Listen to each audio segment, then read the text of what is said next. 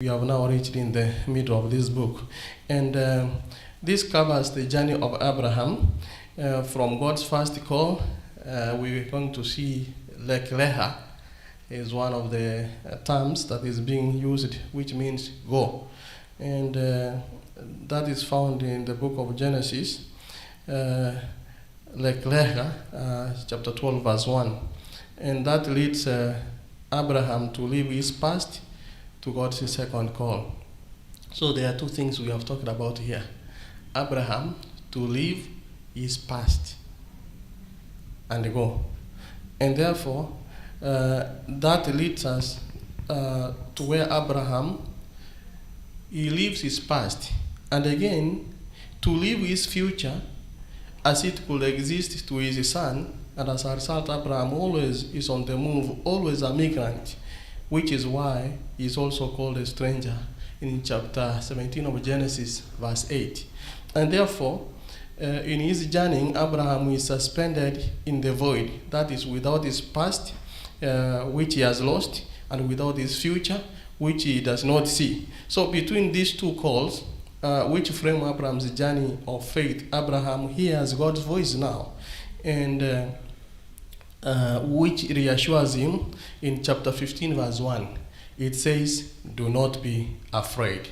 And therefore, these words of God mark the three sections of Abraham's journey, which will be studied in chapter, and when we go to week 6, 7, and 8. I was reading directly from the introductory part, and the last part is saying that Abraham exemplifies faith and is remembered in the Hebrew scripture as the man of faith. There's something there. Where is he remembered? In the Hebrew scriptures as the man of faith. You know, in the olden times in the Hebrews, when you do something, like now in this world, we have Guinness World of Records. When you do something that is extraordinary, that's where your name is inscribed. And therefore, because an act which Abraham was involved in is an act that is beyond the normal circumstance, therefore is remembered in the book of the Hebrews, which existed, and therefore in the Hebrew scriptures as a man of faith. If you go to Nehemiah chapter 9, verse 7 and 8. And therefore, even in the New Testament, Abraham is one of the most mentioned figures from the Old Testament, and this week we will start to see why. So our memory text comes from the book of Hebrews chapter 11, verse 8. Are we there? Chapter 11, verse 8. And whenever we talk about this book, we are talking about the faith of Abraham. By faith, Abraham obeyed when he was called to go out to the place which he would receive as an inheritance. And he went out not knowing where he was going. And that is the basis of our lesson today. That he obeyed when he was called to go out to the place which he could receive as an inheritance. He has not seen it. He's being told to go to a place that he does not foresee. And therefore, when we go back to our introductory part, he's talking about his past, which is gone, and his future, which he does not see, and therefore is left in the middle, in the void, yet he believed. So, that marks the beginning of our lesson discussion today. Before I ask a question and we open up the lesson, Abraham was called the father of all those who believe. Remember last week we were talking about Romans chapter 4, verse 11, the father of all who believe. So faith was the leitmotif in his life. Always. Well, he also fell a few times. After all, he was not that perfect. So, this week, we will study his first steps since exiting Chaldea, the Chaldean land, until the war at Canaan. We'll also revisit the places where he built altars to worship God as his faith and trust in him were gradually growing. Therefore, we have the land of Ur, and that's where now, after the land of Ur, he leaves for Canaan. And from Canaan, then he told to go down to Egypt. I don't know if you saw that in your lesson. that from Ur is told to go to a land that he does not know. Then he is taken to the promised land, which is Canaan. And later he is told now to go down to Egypt. And therefore, after from Egypt again, he's going back to Canaan. Then from here, he has to recruit Lot. And finally, he's thanking God.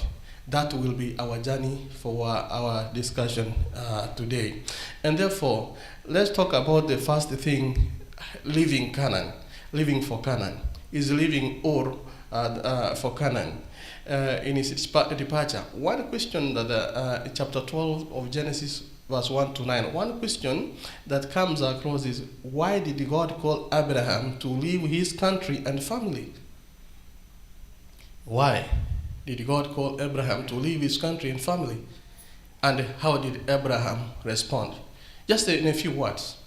God is ordering Abraham to leave his land and to go to Canaan. Chapter 12, verse 5. Are you there? Genesis 12, verse 5.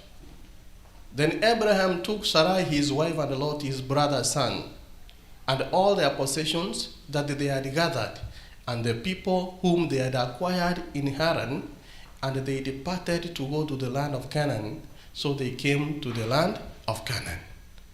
So God is ordering Abraham to leave the country of Ur, where he stays. You leave your home place, the place of comfort, where you were born. You know, at times when we are told to leave our home country, some of us may not understand this unless you have served maybe in the army, when you are told to leave your home country and go serve in another country. And if you are sent outside your place of comfort, your home state, you go out. We may understand now because all of us are here. We left home. But Abraham has now been ordered. You know, we came here because we read eagerly. When you go to Genesis chapter 1, you remember how Jacob was very eager to go to see his father, his family. We came here eagerly. We are going to the land of milk and honey. That's how we came here. We were very happy. We chose. We made a choice. Abraham is being ordered by God to leave his land and go to Canaan. So he also promised him blessings, honor, and even protection when you go to chapter 12, verse 2, verse 3. And besides, Abraham will be a blessing to those around him and to all the nations. That is in his seed. Verse 18. So first, Abraham had to leave the land of Chaldea. And when we were talking about 2 weeks ago, last week, we were talking about the land of Babylon. You know what happens. Chaldea is closely related to Babylon. And therefore, that you can find in chapter 15, verse 7, even Isaiah chapter 13, verse 19, the first part. And you see, he's told to leave the Chaldea land to go to and reach for Canaan. And therefore, he gets up and leaves. Why? Because God says so. So that marks the beginning of Abraham's departure from Canaan. He has been ordered. He obeys, leaves for Canaan. Well, something to add there where we have reached. Yes, Elder Mochoberi, leo tulibadilisha kidogo. You can reach the mic and comment. Thank you.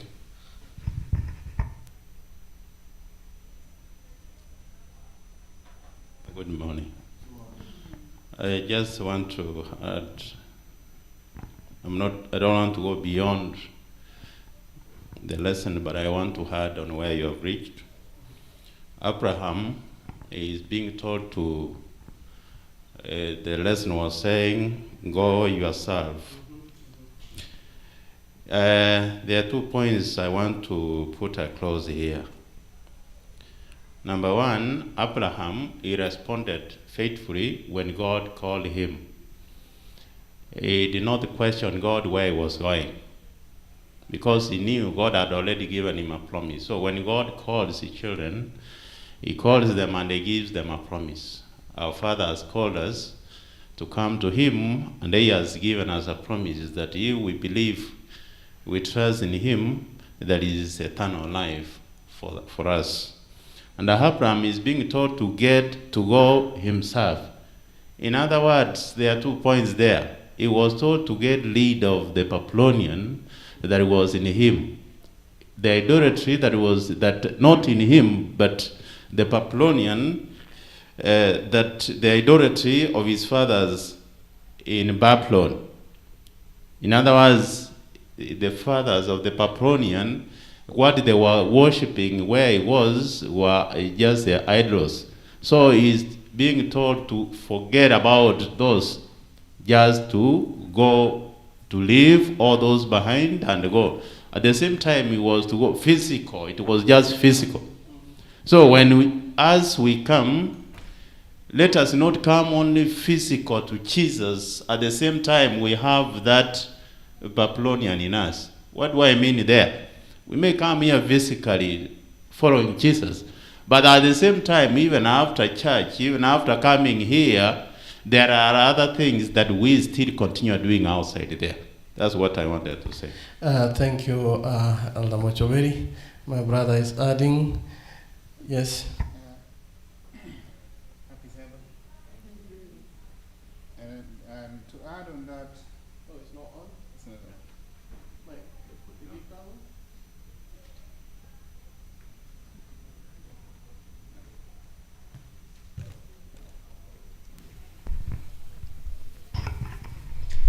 I wanted to add on that and another point is Mike. for you to get the blessings, more even 5 times or 10 times, you need to abandon the things that you clinged on, the thing that you learned. So God had to teach Abraham that he had to leave everything that he had on that land, so that he would take him to a land where he would get blessings. And we see this, that the blessings that God had for Abraham is enormous, because he says at this particular time that God promises is not just about a physical homeland, but about the salvation of the world. This idea is reaffirmed in God's promise of the blessings for all nations. The universal blessing for all people will come through the seed of Abraham. So at the end of the day is by him living as that commandment to undo the things that he had learned, so that he may acquire new things, so that he may get more blessings. God had said he'll bless him. Thank you. Can you up these ones a little bit? Maybe you can use them too. 1, 2, yeah, at least, yeah. Okay, we can still comment on this one. So, thank you. There's one more thing we are learning from there. You know, when you are being told from home, there's one thing we fight for back at home: a land, family heredity, inheritance. That he is being told that go, it involves much. In fact, he says that, thank you, brothers, you know, he's saying that his departure also concerns his family. He must leave his heritage and much of what he had learned and acquired through heredity, education, even the influence. So he has to leave all this and go. You know, at times we may think that it's an easy task because God says go, he went. We may think that it's as easy as that way. My friends, we work here doubles. We save a lot to go buy some land at home. And then once you have gotten that piece of land you build, you have a heritage, you have an influence, your family, you are living and going. It's not an easy task. So it had a lot of things to live there. There's so much we could talk about, but since we learned about the lesson, let me also read something that what is the goal of this abandonment? The goal of this abandonment is a land that God will show him. You know, one time we were talking about things that don't make sense. That you are told You're just given a promise, just a promise. You haven't seen it. That you abandon everything for the promise that you have been given. When we were talking about the life of the late third president of Kenya, Mwai Kibaki, we heard how he left a very good paying job to come and serve the government of Kenya on a mere promise that things will change and he'll get something. You know, we take it literally that it's an easy thing. He had to abandon a lot. Finally, we see God's promise is not just about physical homeland, but about salvation of the world. There was a bigger picture. And therefore, we are also called to leave the false doctrines of the Babylonians, the Chaldean land, the Babylon, and to obey God's orders by accepting the salvation he offers. He has left Ur, the Chaldean land. He has gone to Canaan, the promised land. Now he's in Canaan. Canaan is supposed to be the land of milk and honey, the land of plenty. But unlike what we know, something happens. You know, there are situations that happen. Look at chapter 12, verse 10 to 20. But I want us to read verse 10, chapter 12, verse 10. Now there was famine in the land, and Abraham went down to Egypt to dwell there. For the famine was severe in the land. Where? In the land of Canaan, in the land of plenty. There was famine. And what happened? Abraham, he went down to Egypt to dwell there, to live there.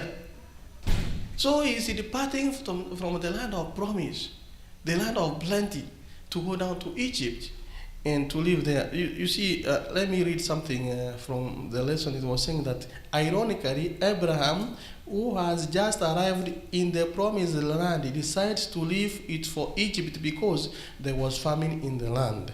Evidence of people from Canaan going into Egypt in times of famine is well attested in ancient Egyptian texts. So in the Egyptian teaching, there was a text that people were coming from Canaan. Mike, you can put this one up, please, when I talk so that there's no echo. So he's told to leave the land of milk and honey and go back to the land, to the Egyptian land. And these people, they are even, you know, when people come, in our language we have when somebody comes and borrows and asks you to help them with something. Somebody comes today, nisaidia unga. Tomorrow the same way. Some people come with other terms, other words they call them. Omba omba. Omba ndio huyo anakuja. So even the Egyptians had concocted some names to call these people, that people who always come to ask. If you go to their writings, those are some of the things that were there, and they describe them that people coming from Canaan they are identified as miserable Asiatic. In their language, they could call them meaning that they are wretched, short of water. He does not dwell in one place. Food propels his legs. You see, those are the kind of words that they called them. God's people that have been called from Ur to go to Canaan, the land of plenty. Now they have come from the land of plenty, going to Egypt to dwell there. Why? Because there was famine in the land. There are circumstances in life that happen that even God's people find themselves in this. So when Abraham arrives Canaan, he established between Bethel and Ai and built an altar to God. That's verse 8. Everything went well, but there was famine in the land. So how did Abraham change? One, he was walking by faith, remember? When he left Ur for Canaan, that's 15 verse 7. Then chapter 12 verse 4, he trusted God, that's what we read. And in verse 2, it was a blessing, by being a blessing. That was, he was walking with by faith. Now, Another when we had another discussion, and we did. Somebody was saying that now is walking without faith. I don't know. We want to comment about it. That is leaving Canaan for Egypt. That's what we are read in verse 10. And then he's trusting himself. If you go to verse 13, what does verse 13 say? Chapter 12. Faith.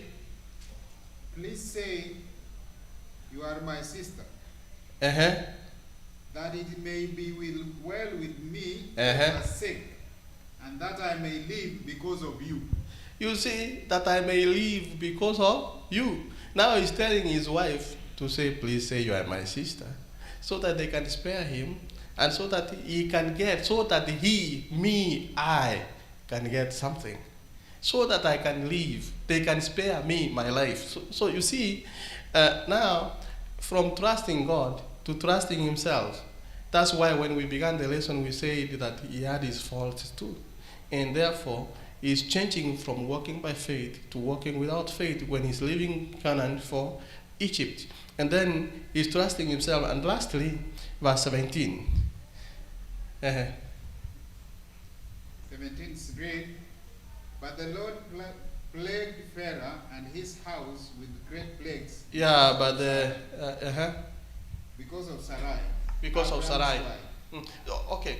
Why did God plague the Pharaoh and his household? It is because of Sarai, because of Abraham's lie. So this man was supposed to be a blessing. Is he a blessing now? He's being a curse.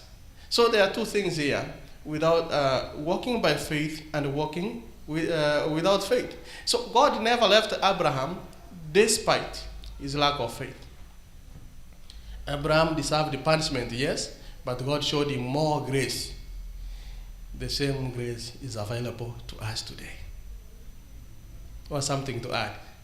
We can use these mics now. I think they're okay, Mike. Yeah, these ones. You can come, if you want something, just come, stand here and talk to these mics. Thank you. Yes, Elder, let's begin with you, and then Elder will be following. What I would say about the land of Canaan is it was a physical land that God had promised Abram to be in. But Abram, at the end of the day, he left the physical land and went to Egypt, a land where he had not seen. So he had in mind, thinking that there is something good that I may get there. Which you see that at times, we as Christians, we need to walk by faith. It's called justification by faith. But he justified himself by the deeds of the works. That he decided that now he's going to live the way of the Lord, and sought his means to satisfy the need of the stomach, because there was famine and there was hunger. So at the end of the day, we see that even us sometimes it's the same thing that we do. We live where God has put us to be, and then we look the things for our own strength and might. Number two is that we see the plague was there for the sake of Abraham. Because remember, when he went to Egypt, that is the time that temptations were befalling him, so that he lied. But you see, at the end of the day, do we also lie to save a certain situation? Was he saved because of the lie that he did? Was he saved? No. You may look at it, you say he would not have. You would look at it and say that he was not saved.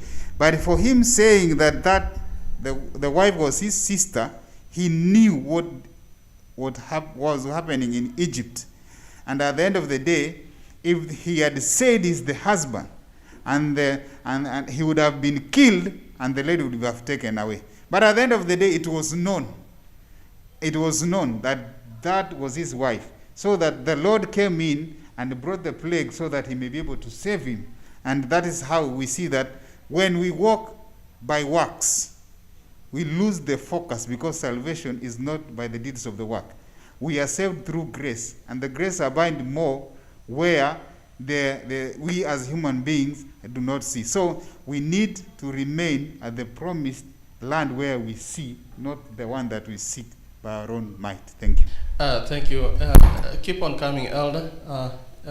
As he is coming, the temptation of Egypt was often a problem for the ancient Israelites, and it thus became a symbol of humans trusting in humans rather than God.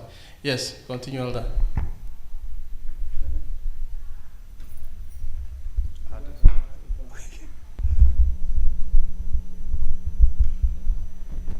Thank you. What I was saying here, Abraham is told by God. Yeah. Well, Abraham is being told, go. The word go, Abraham was to leave his past, forget about it, and go to where God was telling him to go. When he was to be there, he was to be settled. In other words, he was to be satisfied to what God was giving him. Abraham being here in Canaan, there is small temptation which is coming, and this is famine. Instead of Abraham staying to wait for God to do his will, the lesson says clearly, he left by himself. In other words, without waiting to what God was to do. Instead, he decided to go to Egypt by himself. They use the word collision. That going there by himself is going to get another temptation in Egypt. Here he's saying he's lying again. After lying, what can I do in order to live? Instead of going to God, he's just saying, what can I do? Just say, you are my sister, so that I will be safe. In fact, what happened is that his wife was taken, yes, but after that, he was given a lot of wealth. This wealth he was given, moving with it, go with this, but the Pharaoh gave him a lot of wealth, yes, which was also to keep him as a sin, which was also to keep him there. Maybe he might be satisfied. But we find that out of this particular wealth he was given, it was not enough. Abraham, his wife did what? His wife was packed, yes. But the word go, Abraham was to leave Canaan and go by himself, even the future, which means he was to give his son later as a sacrifice. Or that you see the son is given as a gift. At the same time, it is coming that the son will go. That's another word, another temptation. The word here go, Abraham is being seen as what? As a migrant, as we are immigrants. Are we doing the same here? We are immigrants. Are we doing the will of God? Now, what does it tell us? What I want to conclude here to say is that in this in the book of what? The book of Numbers 14:3. 14:3, it is said the Israelites are remembering what? Egypt, where they were eating. Why do God bring us to this world which is has got problems? They are remembering Egypt. At the same time now, Abraham is remembering what? He's going to be in Egypt where there's what? There's sin. The lesson saying why this one happened. It happens because of human weaknesses and imperfection. It happened to Abraham because of human weaknesses. It is also happening to us because of what? Human weaknesses. We are all immigrants in where? In America here, isn't it? Thank you. We forget where we came from. Apart from that, we forget what? We forget God. Thank you, Elder. Elder Yabuto, I'll give you a chance. Let me add something here. And in Egypt, where water could be seen on a daily basis, faith was not necessary. At times, when you have plenty, you don't feel the need for faith because you already have it anyway. And for the promise of the land was immediately visible. I'm going to have plenty, and there's plenty here in Egypt. And that is what happens always. When you have plenty, you don't feel the need of anything more because you are satisfied. And therefore, compared to the land of famine, Egypt sounded like a good place to be, despite what God had said to Abraham. You see that temptation of Egypt befalls most of us most of the time. We think, this might be the Canaan we were talking about. Yesterday I saw somebody saying, that we might be thinking of heaven, which is far away. Maybe there's no that heaven. Maybe this is heaven. That's how we tend to think, that temptation of Egypt, because what we have here is what God promised. We are already in plenty. But what we see here is how even a great man of faith can make a mistake and yet not be forsaken by God. And therefore, Abraham's journey again begins because he is back to himself. He has repented. Chapter 12, verse 3 to 6. But I want to go to verse 3, whereby he has realized that he cannot, though God has given him grace, now he has realized. Chapter 13, verse 3. And he went on his journey from the south as far as Bethel to the place where his tent had been at the beginning. So, that is where his tent was at the beginning, between Bethel and Ai. That's verse 3. So Abraham returns to where he was before, as if his trip to Egypt were mere unfortunate detour. And God's history with Abraham starts again where it had stopped since his first trip to the promised land. So his first station is at Bethel. And therefore, just as in his first trip to the land, now he repents.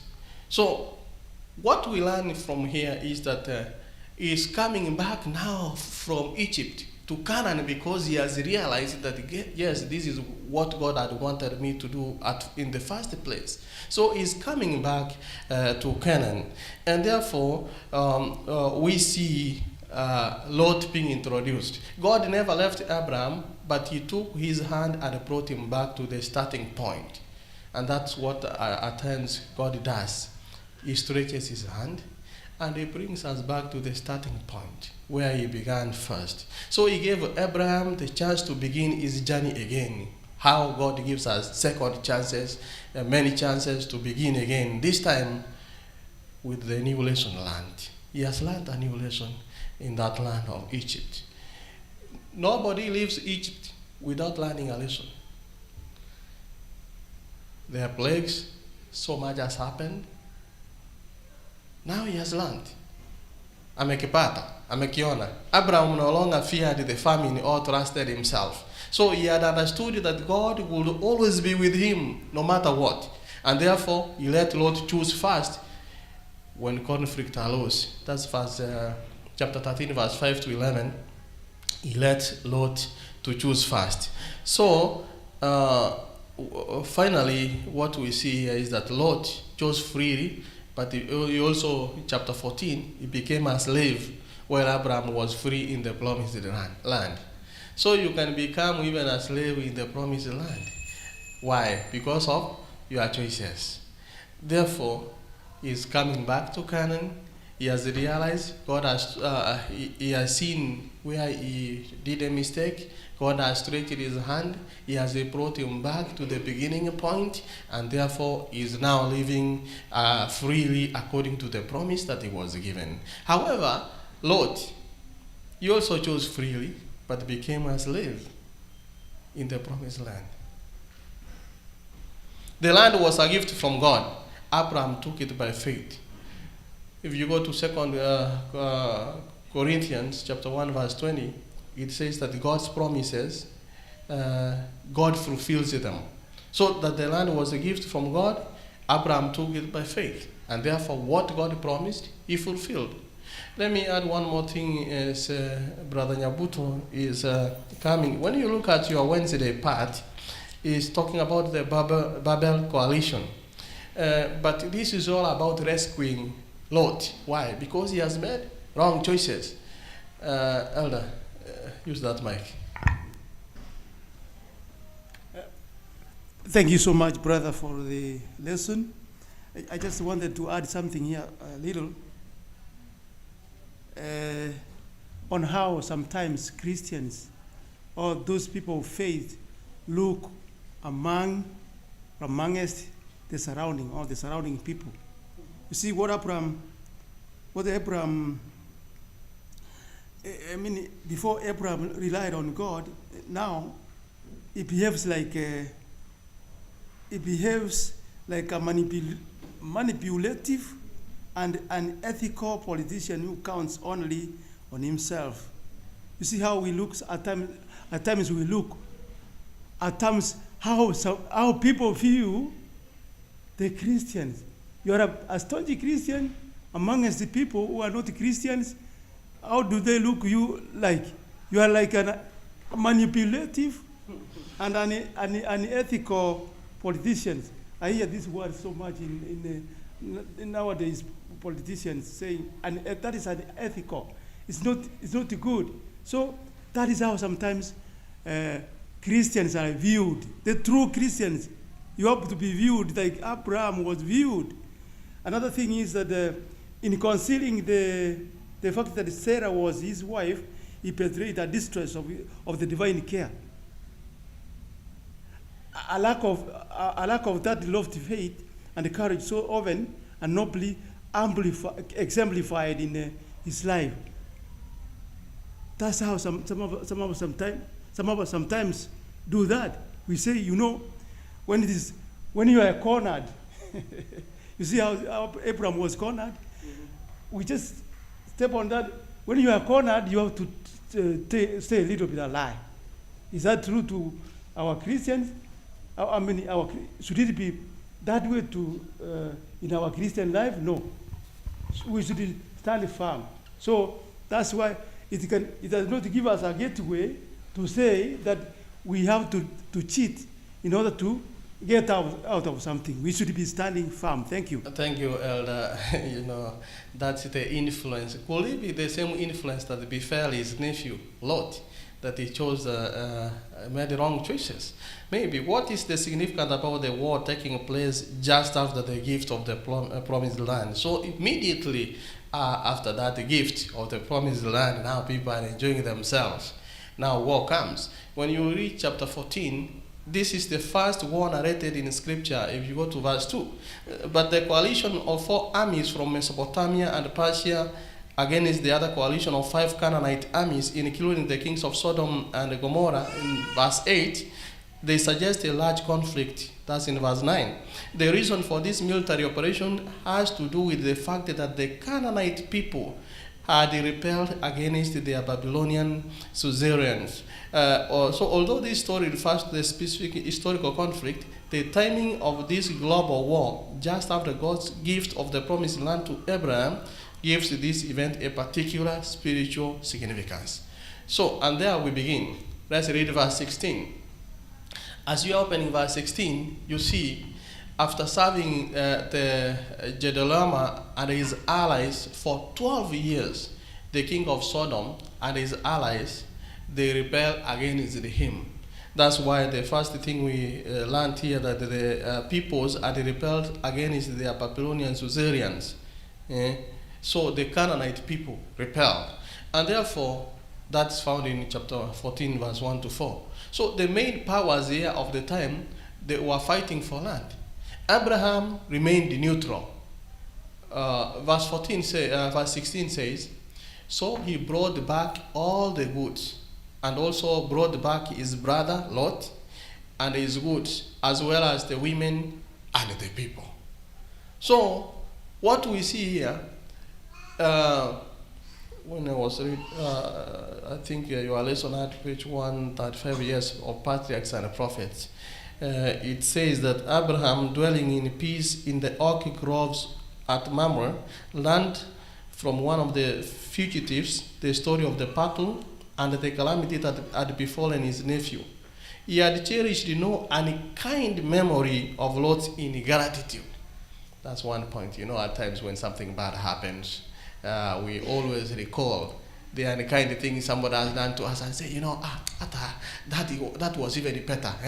That he disciplined. It is good it befell him because that. But Abraham did nothing of that, and that means that Abraham remained neutral, and therefore, after all, he knew that the land actually belonged to him because God has given it to him, and he had given him that promise.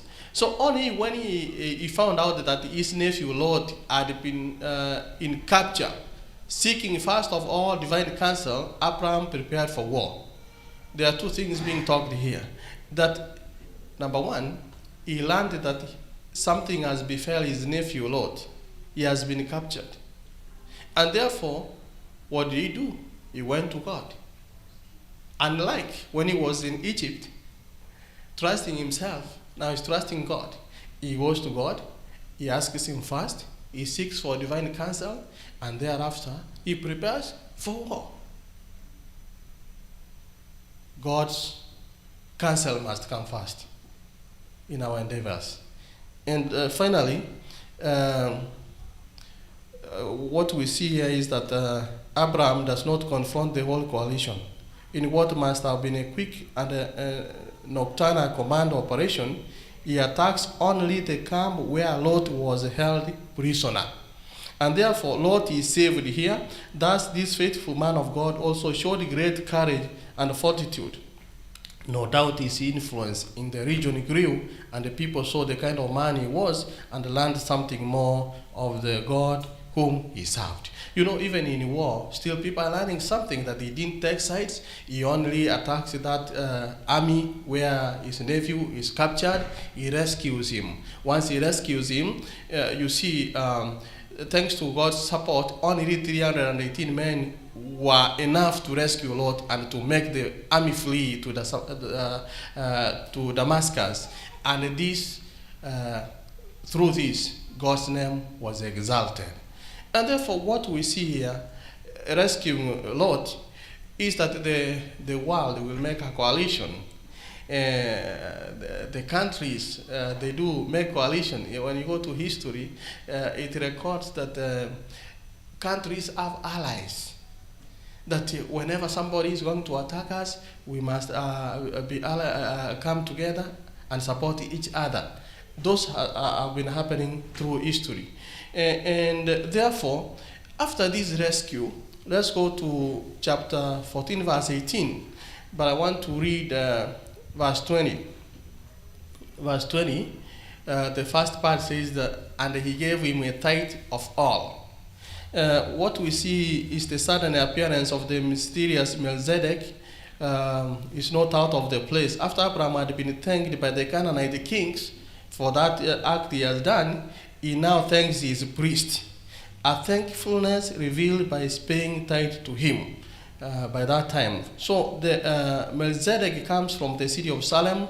We dealt with this, remember, when we began the lesson this quarter, when we were talking about the unique significance of Melchizedek and where he came from. And now it's coming in again that he is coming from Salem, which means peace, an appropriate message after the turmoil of war. And therefore the component here, Zedek, that means justice, in the name of Melchizedek, appears in contrast to the name of the king of Sodom, that's Bera, which means in evil. And therefore, and Gomorrah, that's Persia, in wickedness, probably surnames of what they represent. So at times our names also represent something. So finally, what I want to say is that here there is a significant contrast between the names of these kings of Sodom and Gomorrah. We have seen Bera, that's in evil, Persia in wickedness, and the name of God's priest is Melchizedek, meaning the king of righteousness. So these names are the significances. But here, what we conclude is that Melchizedek is a type of Christ. When we go to Hebrews chapter 5, verse 10, Jesus is like the king of peace. That's Isaiah chapter 9, verse 6. He will soon return to bring peace to earth and to receive all who have trusted God and reach the victory. And therefore, Abraham showed his gratitude toward God by returning the tithe of everything he had given to him. So he was an example to others, becoming a witness of God in his time. That after war, after suffering so much, now he comes, after getting this rescue, this victory, he comes to thank God. How does he thank him? By returning his tithe. Well, something to add as we, Elder Mochoweri, be here, or else Elder Mochoweri, then Brother Gishuki will be next. I just want to say that Abraham,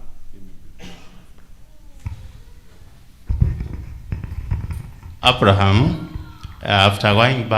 going to Egypt And we see him now going back, and he settled at Bethel, where he built an altar and worshipped God.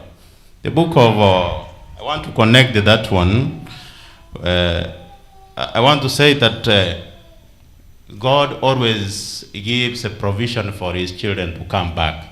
Once you go astray, but you keep trusting in the Lord does not leave you.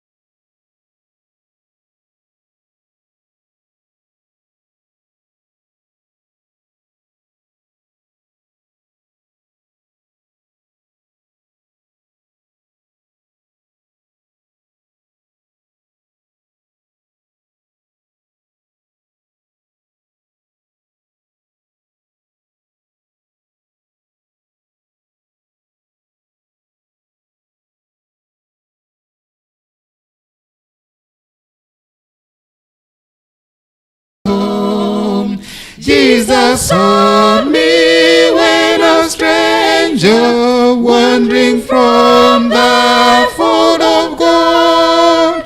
He to rescue me from danger, interposed his precious